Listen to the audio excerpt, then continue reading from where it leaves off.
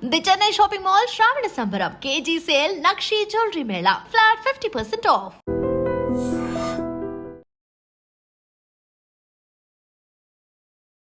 Hi hello నమస్తే, welcome to iDream. నేను మీ శ్రావ్య. మనతో పాటు ఇప్పుడు ఉన్నారు certified financial planner Anil Kumar Bachchi గారు. నమస్తే సార్. నమస్తే అండి.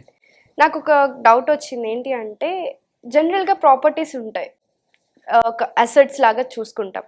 కానీ మనకి మ్యూచువల్ ఫండ్స్లో కూడా ప్రాపర్టీ లాగా, అసెట్ లాగా రిటర్న్స్ వచ్చేలాగా ఏమన్నా ప్లాన్ చేసుకోవచ్చా? అంటే అది ఎస్డబ్ల్యూపీ ఉంది కదా మనకి, ఎస్డబ్ల్యూపీలో క్యాపిటల్ని ప్రిజర్వ్ చేసుకుంటూ రిటర్న్స్ వచ్చేలాగా ఏదైనా ప్లాన్ ఉందంటారా?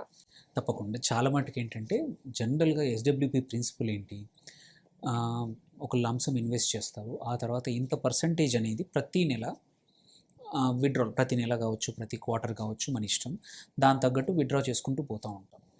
ఇక్కడ ఏంటంటే అజంప్షన్ ఏంటంటే క్యాపిటల్ పెరుగుతూ ఉంటుంది, మనం విత్డ్రా చేస్తూ ఉంటాం, over a period of time capital అలాగే ఉంటుంది అనేది ఒక అజంప్షన్ అది. కానీ ఏంటంటే ఇట్లాంటి మార్కెట్స్ సరిగా పర్ఫామ్ చేయని టైంలో ఏంటంటే అది కొంచెం ఇబ్బందులు రావచ్చు. అలా కాకుండా ఏంటంటే కొంచెం మాడిఫైడ్ ఎస్డబ్ల్యూపీ ఏంటంటే నువ్వు ఒక 1 ఇయర్కి 6 మంత్స్కి మాత్రమే ఎస్డబ్ల్యూపీ రిక్వెస్ట్ ఇస్తావు. ఎలా ఇస్తావు అంటే, నీవు ఫస్ట్ ఎగ్జాంపుల్ మనం ఒక 10 లక్షలు ఇన్వెస్ట్ చేసాం, 10 లక్షలకి 8% మనం విత్డ్రాల్ చేద్దాం అనుకుంటున్నాం. ఇది జనరల్గా అయితే చేస్తాం. అలా కాకుండా ఇక్కడ ఏంటంటే ఒక 10 లక్షలు ఇన్వెస్ట్ చేసి ఒక 1 ఇయర్ వదిలేస్తాం. వదిలేశాక లెట్సే 11 లక్షలు అయింది, ఓకే, 10% పెరిగింది అనుకుందాం. సో అప్పుడు అక్కడి నుంచి ఒక ఎస్డబ్ల్యూపీ ఎట్లా ఇస్తామంటే, ఈ అమౌంట్ 10 కన్నా ఎప్పుడు తగ్గద్దు. ఓకే, దేర్ బై ఇక్కడ ఏంటంటే స్ట్రాటజీ ఏంటంటే, చాలామందికి వాళ్ళు పెట్టిన అమౌంట్ కన్నా ₹1 తగ్గినా సరే భయం మొదలవుతుంది. ఎందుకంటే కొత్త క్యాపిటల్ అనేది రాదు. సో ఇది ఎవరికి బెటర్ అంటే, ఎవరికైతే భయాలు ఎక్కువ ఉంటాయో, ఎవరైతే తట్టుకోలేరు, రిస్క్ తట్టుకోలేరు, అలాంటి వాళ్ళకి ఏంటంటే ఈ మెథడ్ క్యాపిటల్ ప్రిజర్వేషన్ అనేది ఫస్ట్ ప్రయారిటీ అనమాట. ఇక్కడ రిటర్న్స్ ఎక్కువ వస్తే కావాలంటే ఎక్కువ విత్డ్రా చేసుకుంటారు, రిటర్న్స్ తక్కువ వస్తే తక్కువ withdraw. Every 6 months to 1 year depends, మనము ఫ్రెష్గా ఎస్డబ్ల్యూపీ క్యాలిబ్రేట్ చేసుకుంటాం అనమాట. దీంతో అడ్వాంటేజ్ ఏంటంటే నీ క్యాపిటల్ ఎప్పుడు కూడా తగ్గదు. ఓకే, సో అది అడ్వాంటేజే కదా, అదే పర్పస్ అనమాట. సో ఇక్కడ ఏంటంటే ఫండ్ గ్రోత్ని బట్టి నువ్వు నీ ఎస్డబ్ల్యూపీని క్యాలిబ్రేట్ చేసుకోవడం. సో దీనికి కూడా ఏంటంటే ఎక్కువ క్యాలిబ్రేషన్స్ అవసరం లేకుండా ఉండాలంటే ఫస్ట్ ఇన్వెస్ట్ చేశాక ఒక 1.5 ఇయర్ ముట్టుకోకపోతే, ఓకే, అప్పుడు ఏమవుతుందంటే క్యాపిటల్ కంపల్సరీ మనం అనుకున్న దానికన్నా కొంచెం ఎక్కువగా ఉంటుంది. అక్కడి నుంచి ఏంటంటే నువ్వు long term purpose of this modified SWP ఏంటంటే, ఇది ఏదైతే కార్పస్ ఉందో ఎక్కువ రోజులు నడిచేట్టు. అంటే ఇప్పుడు సపోజ్ ఒక హస్బెండ్ వైఫ్ ఉంటే, వాళ్ళు 60 దగ్గర మొదలుపెట్టినప్పుడు అదొక 30-40 ఇయర్స్ ఉంటే both lifes are covered.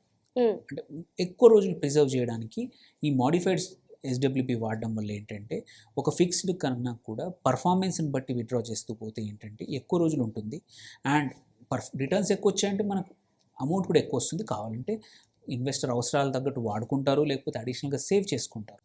But capital preservation అనేది ఎప్పుడు మైండ్లో పెట్టుకొని దాని తగ్గట్టే ఫండ్ కూడా సెలెక్ట్ చేసుకొని, సో దేర్ బై ఏంటంటే ఇక్కడ ఓన్లీ సేఫ్టీ కాదు, కొంచెం రిస్క్ ఉన్న దానికి కూడా వెళ్ళి ఆ ఫండ్ని తగ్గట్టే మనం ఆప్టిమైజ్ చేసుకున్నాం అనుకోండి ఎస్డబ్ల్యూపీని. దీనివల్ల ఎవరైతే రెంటల్ బదులు మీరు అడిగే ప్రాపర్టీ ఉంటుంది, సో మీరు ఒక ప్రాపర్టీకి జనరల్గా 3 to 4% రిటర్న్స్ వస్తాయి. ఒక రెసిడెన్షియల్ ప్రాపర్టీకి 3% వస్తాయి. మెయింటెనెన్స్ కి కూడా మనకి ఎక్స్ట్రా ఖర్చులు అవుతూ ఉంటాయి. ఫోన్ కూడా 3% అనుకుంటాను.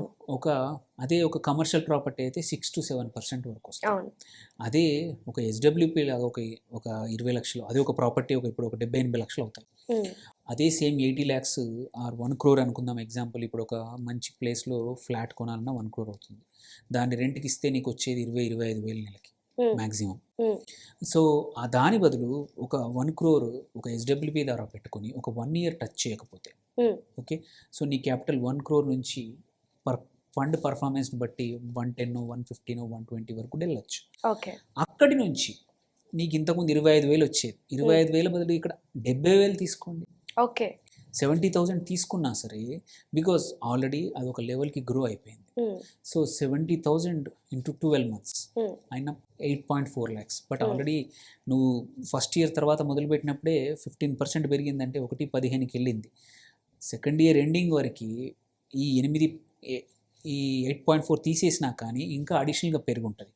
దీన్ని బట్టి ఏంటంటే నెక్స్ట్ థర్డ్ ఇయర్ విత్డ్రా చేసేప్పుడు తీయకుండా ఉంటే ఆ రిటర్న్స్ అట్లానే ఉంటాయి, మన క్యాపిటల్ కూడా అలాగే ఉంటుంది. థర్డ్ ఇయర్ అప్పుడు ఫిక్స్డ్ ఎస్డబ్ల్యూపీలో అదే పెడతాం. అలా కాకుండా ఇక్కడ let's say last year 70 withdraw చేసాము, క్యాపిటల్ పెరిగింది, మనకు అక్కడ కొంచెం మిగిలింది. దీనివల్ల నెక్స్ట్ సెకండ్ ఇయర్ స్టార్టింగ్ అప్పుడు 1.15 ఫస్ట్ ఇయర్ ఉండింది, ఇప్పుడు 130 140 ఉందనుకోండి, ఇంకో 15% పెరిగింది అనుకోండి, 70 కాదు 80 చేసుకోవచ్చు. So it's like rental income ఎలా పెరుగుతుందో, సో ఇలా ఫ్రీక్వెంట్గా ఎవ్రీ 1 yearకి ఒకసారి ఎస్డబ్ల్యూపీ అడ్జస్ట్ చేసుకోవడం వల్ల రిక్వెస్ట్ కూడా లాంగ్ టర్మ్ ఇవ్వకుండా 1 year క్యాలిబ్రేట్ చేసుకుంటాం. ఇట్స్ అడిషనల్ స్టెప్ ఒకటి ఎక్కువ అవుతుంటుంది. కానీ ఏంటంటే ఇలా సపోజ్ ఒక సంవత్సరం నిజంగానే మార్కెట్ రిటర్న్స్ సరిగ్గా రాలేదు, అలాంటప్పుడు కావాలంటే మన అవసరాలు కొంచెం తగ్గించుకొని 70 బదులు 60 తీసుకుంటాం. దేర్ వే క్యాపిటల్ ప్రిజర్వ్ అవుతుంది. సో జస్ట్ బికాజ్ ఎస్డబ్ల్యూపీ ఒక టూల్ ఉంది కదా అని క్యాపిటల్ని ఎగ్జాస్ట్ చేయకుండా, నువ్వు అందరూ ఏంటంటే కొంచెం ఏంటంటే క్యాపిటల్ని నెక్స్ట్ జనరేషన్ కూడా ఇద్దాం అనుకుంటాం. సో నువ్వు హయ్యర్ విత్డ్రాల్ వాడావనుకో, ఎక్కువ రేట్ వాడావనుకో, క్యాపిటల్ అయిపోవచ్చు మనం ఉన్న టైంలోనే. అలా కాకుండా ఇలా ఆప్టిమైజ్ చేసుకుంటూ మాడిఫైడ్ చేయడం వల్ల ఏంటంటే మంచి రిటర్న్స్ వచ్చినప్పుడు ఒక మోడరేట్, లేదు రానప్పుడు కొంచెం తక్కువ చేసుకొని మనం ఎక్కువ రోజులు క్యాపిటల్ అనేది కాపాడుకునే అవకాశాలు మాడిఫైడ్ ఎస్డబ్ల్యూపీ ద్వారా ఉన్నాయన్నమాట. మనకి దీంట్లో ట్యాక్స్ అనేది ఎలా ఉంటుంది సార్? సో ఎస్డబ్ల్యూపీ ఏదైనా ట్యాక్సేషన్ సిమిలర్. అందుకే నేను ఏంటంటే రెగ్యులర్గా ఒక ఎస్డబ్ల్యూపీ స్టార్ట్ చేయగానే విత్డ్రా చేయడం కన్నా అలా చేస్తే ఏంటంటే నీ units short term capital gains attract అవుతాయి. ఓకే, అలా కాకుండా నువ్వు ఒక 1 year తర్వాత విత్డ్రా చేయడం వల్ల ఏంటంటే ఏది విత్డ్రా చేసినా సరే ఎస్డబ్ల్యూపీ ద్వారా long term capital gain attract అవుతుంది. అప్పుడు ఏంటంటే ఈక్విటీ కాబట్టి, ఇఫ్ ఇట్ ఈస్ ఈక్విటీ కానీ హైబ్రిడ్లో కూడా అగ్రెసివ్ హైబ్రిడ్ కూడా ఈక్విటీ లాగా కన్సిడర్ చేస్తారు. అలాంటప్పుడు ఫస్ట్ 1,25,000 ఒక సంవత్సరంలో ప్రాఫిట్, ఎటువంటి ట్యాక్సేషన్ ఉండదు. బియాండ్ వచ్చేదానికి మాత్రమే 12.5%. అది కూడా మనం విత్డ్రా చేసే దాంట్లో బయ్యింగ్ కాస్ట్ కూడా ఉంటుంది కాబట్టి, యూనిట్స్ అమ్ముతున్నాం కాబట్టి, సో దేర్ బై మనకు ఫుల్ ట్యాక్సేషన్ కాకుండా ఓన్లీ ఆ యూనిట్స్కి తగ్గ ప్రాఫిట్కి తగ్గట్టే అందులోనే 12.5% ట్యాక్సేషన్. అది కూడా పోస్ట్ 1.25 తీసాక ఎఫెక్టివ్లీ నీ ట్యాక్స్ 7 or 8 కన్నా ఎక్కువగా పడదు. సో దేర్ బై మనకు హయ్యర్ రిటర్న్స్ వస్తాయి, క్యాపిటల్ లాంగర్ టర్మ్ ఉంటుంది, అండ్ కావాలంటే మంచి పర్ఫామ్ చేసిన సంవత్సరాల తర్వాత ఎక్కువ కూడా పెంచుకునే అవకాశాలు మనకు ఉన్నాయి. Okay sir, thank you so much sir. Thank you.